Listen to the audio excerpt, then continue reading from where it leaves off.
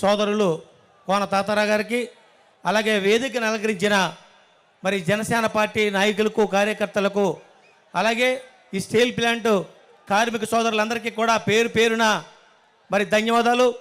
మరి ముఖ్యంగా మరి ఇక్కడ ఈ కార్యక్రమం స్టీల్ ప్లాంటు మరి కార్మికులకు మద్దతుగా మరి జనసేన పార్టీ అధ్యక్షులు పవన్ కళ్యాణ్ గారు మరి ప్రకటించడానికి వస్తున్న సందర్భంగా ఈ అశేష జనవాహినితో మరి ఎంతో చక్కగా మరి ఎంతో మరి ఈ వైజాగ్ విశాఖపట్నాన్ని మరి ఇంత పెద్ద పట్టణంగా తయారు చేసిన మరి కేవలం ఇది మరి విశాఖ స్టీల్ ప్లాంట్ వల్లే ఇంత అభివృద్ధి చెందడానికి ఏ విధమైన సందేహం లేదు.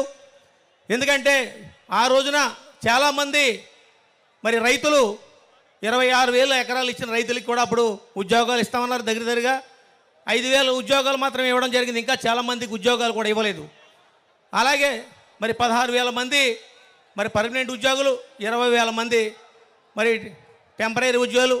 మరి ఇలాంటి పరిస్థితుల్లో మరి దీన్ని రేపొద్దున్న ప్రైవేటీకరణ చేస్తే మరి ఉద్యోగాలు రానోళ్ళు పోయారు కనుక మరి ఉన్న వాళ్ళందరికీ కూడా మరి దిక్కుమాలిన పరిస్థితి ఏర్పడుతుంది కనుక ఖచ్చితంగా ఇది ఇలాగే ఉంచాలి. మరి అధ్యక్షుల వారు జనసేన పార్టీ ఖచ్చితంగా మరి కార్మికుల తరఫున నిరంతరం పోరాడి మొదటగా మరి 2021 ఫిబ్రవరిలో అమిత్ షా గారికి మరి జనసేన పార్టీ అధ్యక్షులు పవన్ కళ్యాణ్ గారే మెమోరాండం ఇవ్వడం జరిగింది.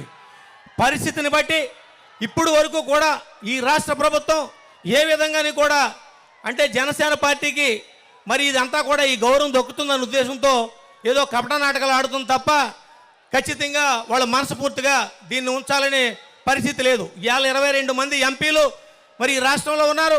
ఈ 22 మంది ఎంపీలని ఖచ్చితంగా దీని మీద రేపు పార్లమెంట్లో మాట్లాడేయడం కానివ్వండి, అలాగే ఖచ్చితంగా మేము ఇది ప్రైవేటీకరణ చేయకుండా ఉంచితే, మేము ప్రైవేటీకరణ చేస్తే ఖచ్చితంగా మేము అందరం కూడా రాజీనామా చేస్తాం, ఎంపీ పదవులకు రాజీనామా చేస్తామని ఖచ్చితంగా మరి వైఎస్ఆర్ పార్టీ ఎంపీలు కనుక దెబ్బలాడితే ఇది ఖచ్చితంగా మన ఈ స్టీల్ ప్లాంట్ అనేది మరి ప్రైవేటీకరణ కాకుండా ఉంటుంది.